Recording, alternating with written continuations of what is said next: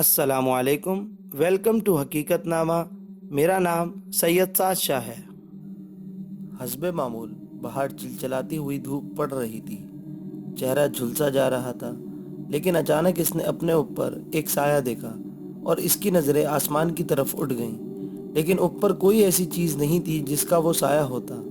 وہی انوکھے غلام، اس نے سوچا، وہ اس کے اس قدر خیال رکھتے ہیں اور وہ دل ہی دل میں ان کی ممنون ہوئے بغیر نہ رہ سکی۔ اس وقت وہ اس سائے سے خوف زدہ بھی نہ ہوئی تھی اور اس کے نیچے نیچے برگد کے درخت تک پہنچ گئی تھی۔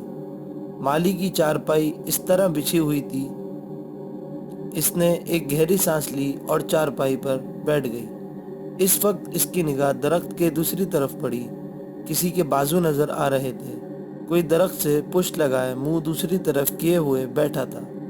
مالی، اس نے آواز دی، اور بیٹھا ہوا آدمی جلدی سے اٹھ کر اس کے سامنے آ گیا۔ عالیہ کا دل دھڑکنے لگا کیونکہ یہ سلمان تھا۔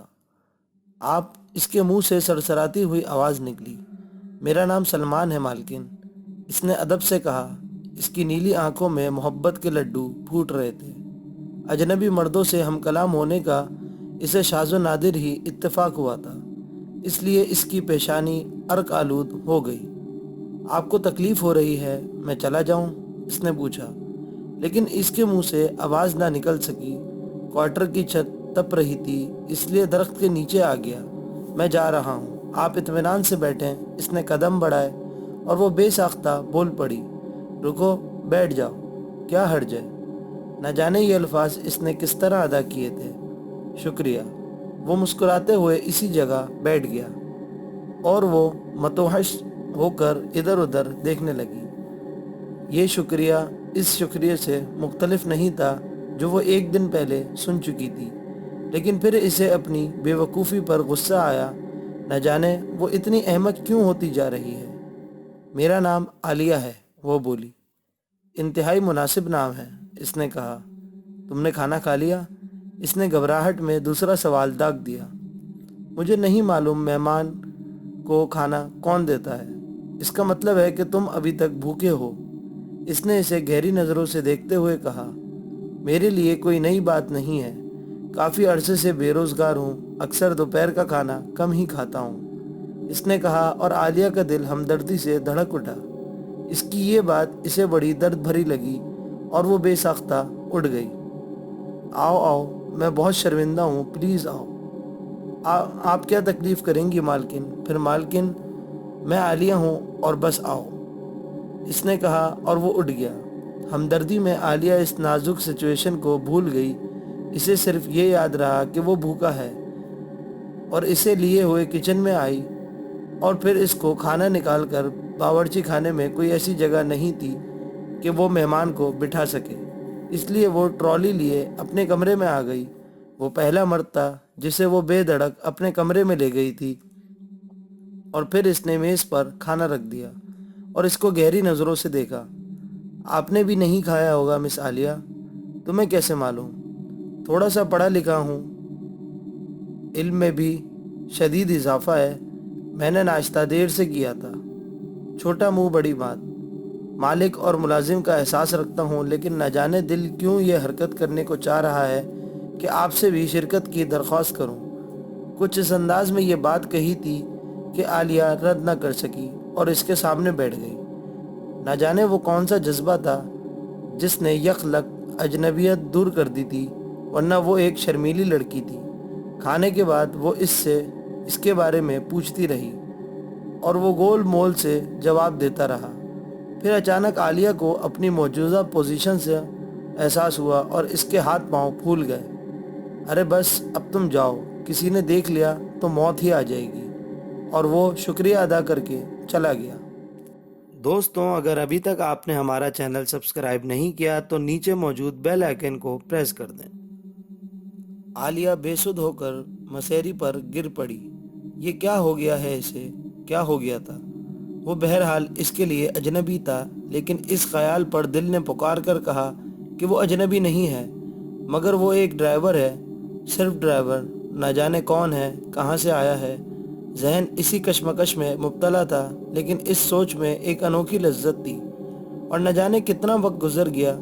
جب ہوش میں آئی تو 5 بج چکے تھے۔ ایک دم اس کا دل دھک سے ہو گیا۔ صبح بج گئی تھی لیکن اب شامت زیادہ دور نہیں تھی۔ ہانپتی کانپتی باورچی خانے میں پہنچی تو ٹرالی چائے سے سجی ہوئی تھی۔ وہ آنکھیں بند کر کے دیوار کے ساتھ ٹک گئی۔ میرے معبود، یہ سب کیا ہے؟ میرے انوکھے ہمدرد، میں کس منہ سے تمہارا شکریہ ادا کروں؟ وہ ٹرالی دھکیلتی ہوئی باورچی خانے سے نکل آئی۔ ناشتے کے کمرے میں سبھی موجود تھے۔ خالہ فوزی کو صبح سے کھانے کو کچھ نہیں ملا تھا، اس لیے وہ اپنی تمام تکلیف بھول کر ناشتے کے کمرے میں آ گئی تھیں۔ وہ اس وقت خالہ فوزی کی چائے میں نمک ڈالنا نہ بھولی تھی اور دن گزرتے رہے۔ سب لوگ سلمان سے بہت خوش تھے۔ بڑا ہسمکھ نوجوان تھا۔ عظمیٰ اور شمسہ اس پر خسر پسر کر چکی تھی۔ ظاہر ہے وہ ان کے معیار کا نہ تھا۔ ویسے اس دوران ایک خاص بات یہ ہوئی تھی کہ نہ جانے گھر کے سب لوگوں کو عقل کس طرح آ گئی تھی۔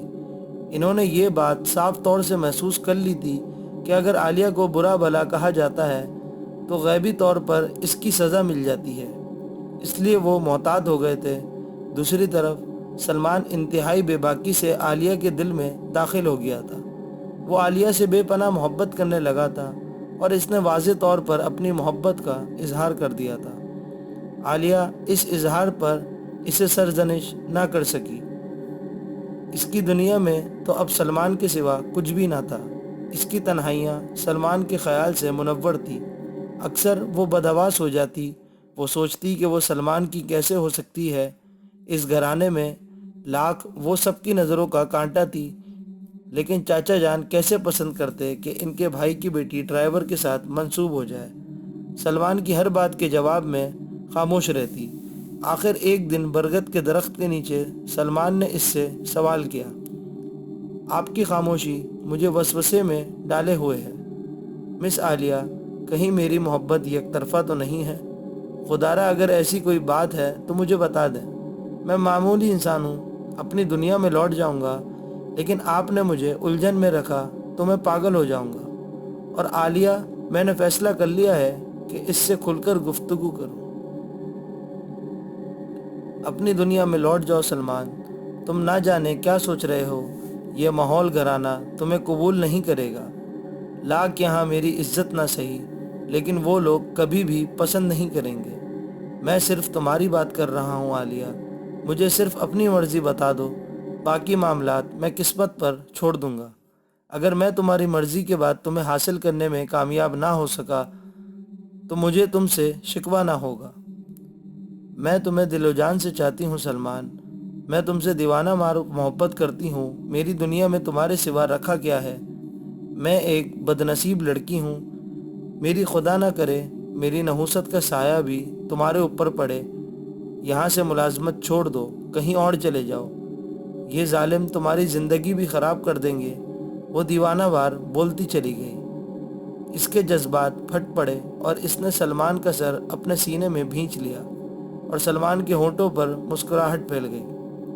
خدا کرے تمہاری پوری زندگی مجھے مل جائے، تم خود کو منحوس کیوں کہتی ہو عالیہ؟ وہ مسکراتے ہوئے بولا، تم ان لوگوں کو نہیں جانتے ہو سلمان، یہ سب لوگ مجھے نہیں جانتے ہیں عالیہ، باقی معاملات مجھ پر چھوڑ دو۔ سلمان نے بڑے اعتماد سے کہا، اور نہ جانے کیوں عالیہ کے دل کو بڑی ڈھارس ہوئی۔ دوسرے دن دوپہر کو جب برگد کے درخت کے نیچے ان کی ملاقات ہوئی تو سلمان مسکرا رہا تھا۔ کیا بات ہے؟ عالیہ نے پوچھا۔ آج میں نے چنگاری ڈال دی ہے، بس تماشا دیکھو، لیکن شرط یہ ہے کہ ابھی خوفزدہ نہ ہونا اور مجھ سے برابر ملتی رہنا۔ اگر تم نے اس کے خلاف کچھ کیا تو میں کامیاب نہ ہو سکوں گا۔ کیا کیا ہے تم نے؟ عالیہ نے خوفزدہ ہو کر پوچھا۔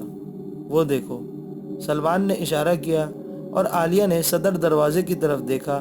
اس کا دل اچھل کر حلق میں آ گیا۔ خالہ فوزی اس طرف آ رہی تھی۔ دوسرے لمحے سلمان نے اسے بازوؤں کی گرفت میں لے لیا۔ خالہ فوزی نے دور سے ان دونوں کو دیکھا اور کانوں کو ہاتھ لگانے لگی اور پھر واپس چلی گئیں۔ عالیہ کا دل بری طرح اچھل رہا تھا۔ اب کیا ہوگا؟ اس نے روحان سے انداز میں کہا۔ سب کچھ ہماری مرضی کے مطابق ہوگا، تم فکر مت کرو، جب تم نے معاملات میرے اوپر چھوڑ دیے ہیں تو فکر کرنے کی ضرورت نہیں ہے۔ ہاں لیکن ایک شرط ہے، رات کو اس جگہ پھر ملو گی۔ کیوں میری موت کا سامان کر رہے ہو؟ وہ لرزتے ہوئے بولی۔